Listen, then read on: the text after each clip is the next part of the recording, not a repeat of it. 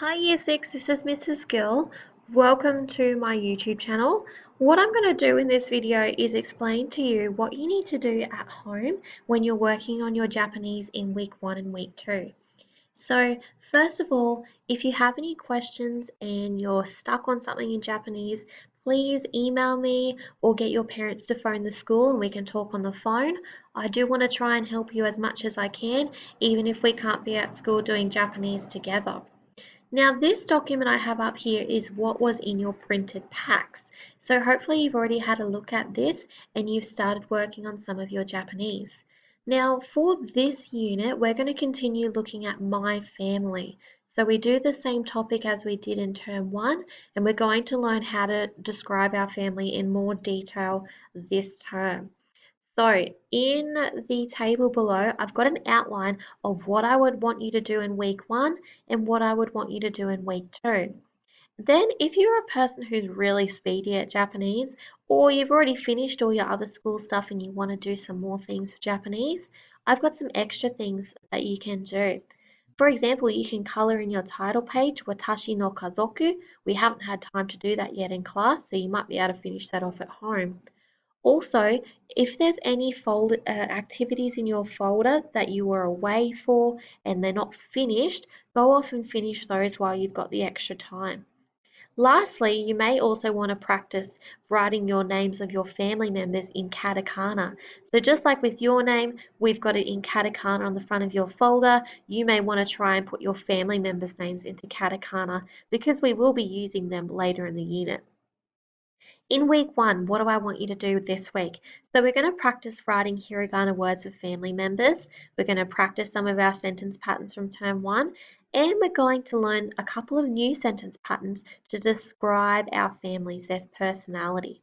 In week 2, we're going to translate some descriptions about a Japanese family into English.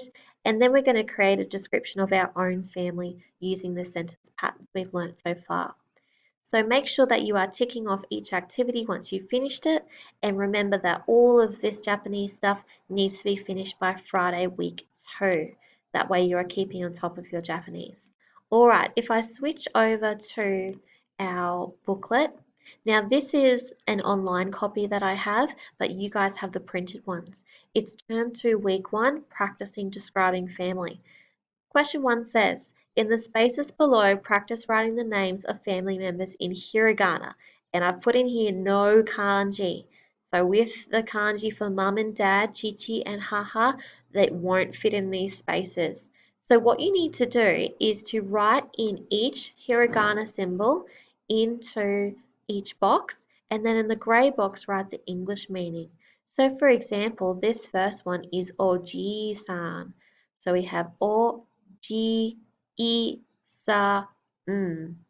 So technically, even though that's a lot of letters in English, in Japanese symbols it's O, G, E, Sa, N. So it's actually 5 Japanese letters. So I would get out my hiragana chart and my vocab chart and I would write in oji-san, then the English meaning. Now, if you've forgotten what these words mean, what you're going to do is go over to your vocab chart and it has all of the words there. So for example, oji-san is grandfather. O-G-E-sa-n. There's our 5 letters there. Those would be the 5 letters that you write into the box. You would keep going for the rest of your activities there.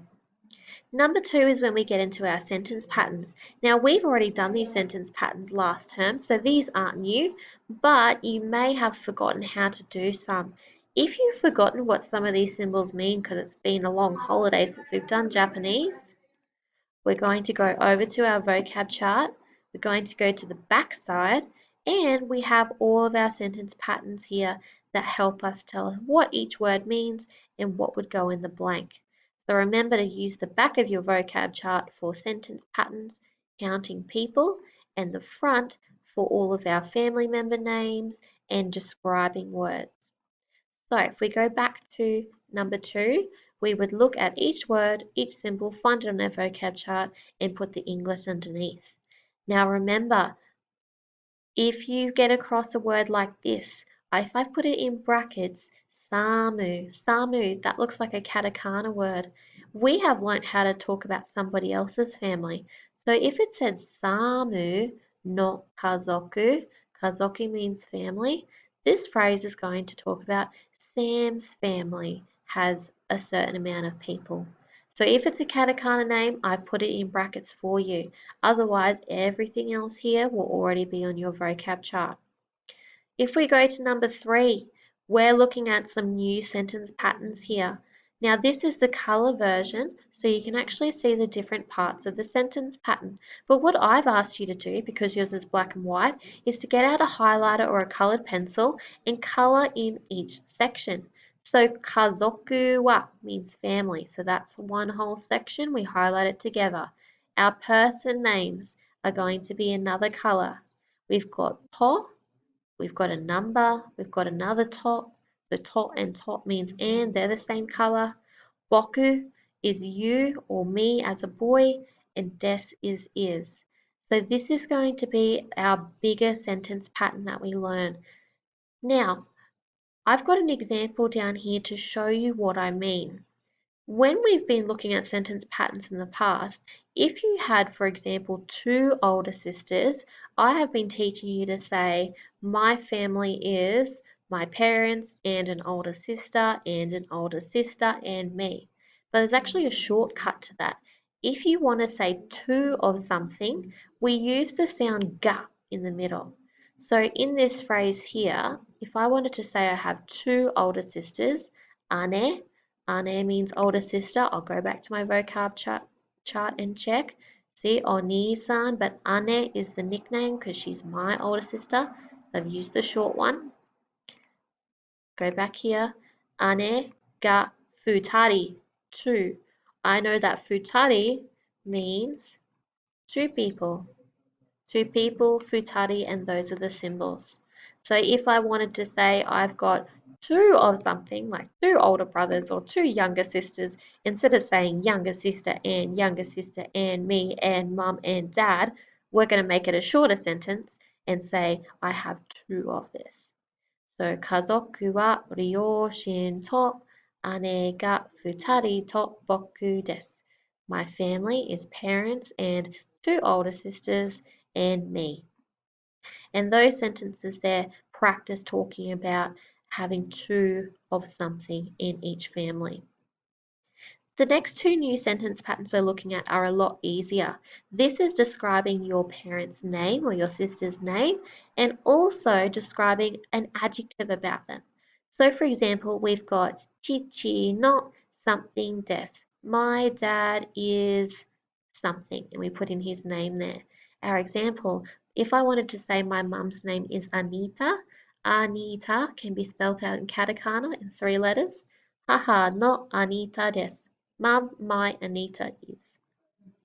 So in our examples down here, this first part of D and this first part of E practices the names. And because katakana names are created from the katakana chart, they're not going to be found on your normal chart. The names, I'll always put them in brackets. So this one says Aaron, which sounds like Aaron in English, and Sarah sounds like Sarah in English. So that person, whoever it is, you need to figure it out, is Aaron, and this person is Sarah. The second part of these sentence patterns is describing that person. So you put in the person's name and you put in an adjective. Now, adjectives we learnt last year when we were talking about our animals unit. For example, Tanoshi was the monkey with the balloons, and Kawaii was the panda picture. In this example, it says, my mum is happy. Haha wa ureshii desu. Okay, so we've got some describing words here and a describing word there. So you need to figure out what those 2 sentences mean in English. If you're stuck on this stuff, use your vocab chart. It has everything on there for you.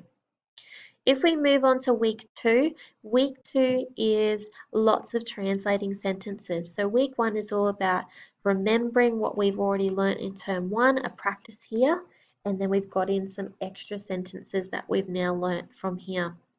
Week 2, you need to use your yellow chart and translate the following description about a family into English. The boy's name is Takahiro and he is Japanese. So the first sentence says Boku no namae wa Takahiro desu. My name Takahiro is. Okay. Then he describes how many people in his family. He lists the people in his family, so it's dad and mum and something and something. He tells us the name of his dad. He tells us the name of his mum. Now, because they're Japanese names, they don't change. Just like sushi is sushi, if his dad's name is Tanaka, then his name stays as Tanaka. Then he describes his family with an adjective. So you need to put that into English from the letter that Takahiro is written you. What this last activity I'd like you to do, we have two pictures of Japanese families here, and you're going to try and use your sentence patterns and write your own sentences. Now, if writing in hiragana is going to be too tricky for you, practice writing these sentences in romaji. That is fine. So I've given you an example here about what you might want to write about this family. So for example, in family one, we've got a grandpa, grandma, father, mother, older brother, and a little sister. So we have 6 people in this family. So the first sentence you might want to say, there is 6 people in the family. The family is grandpa and grandma and mum and dad and older brother and little sister. Dad's name is something, you can make up his name. Mum's name is this. My little brother is fun, or my little brother is small, or my dad is strict. You can describe some of the people in that picture based upon what you see in the image. So this is just some ideas. You can write whatever sentences you want about the people in this family. Remember, if hiragana is going to be too tricky for you to practice writing this first, have a go at writing in romaji. If you don't remember your sentence patterns, remember these need to be in Japanese. Go back to your vocab chart, go to the sentences that we've learned, and fill in the blanks with the information about the people from this picture.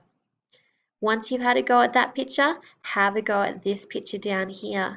We've got a father, a mother, 2 older brothers, and a little sister. So with the 2 older brothers, you're going to be using the new sentence pattern where we say ga futari. I'll show you where that is on the vocab chart. Underneath counting people, it's here. So person and person, ga, and you put in the number of the person there. So it might be dad and 2 older brothers. Older brother goes here, 2 goes here, and me. Okay. Remember, if you are saying me, if you're a girl, you need to be using watashi. If you're saying me for a boy, you need to be using boku. Now, Year 6, that is all we have. That is all I've set for you for your first 2 weeks of work. If you are stuck on something, please email me or call me.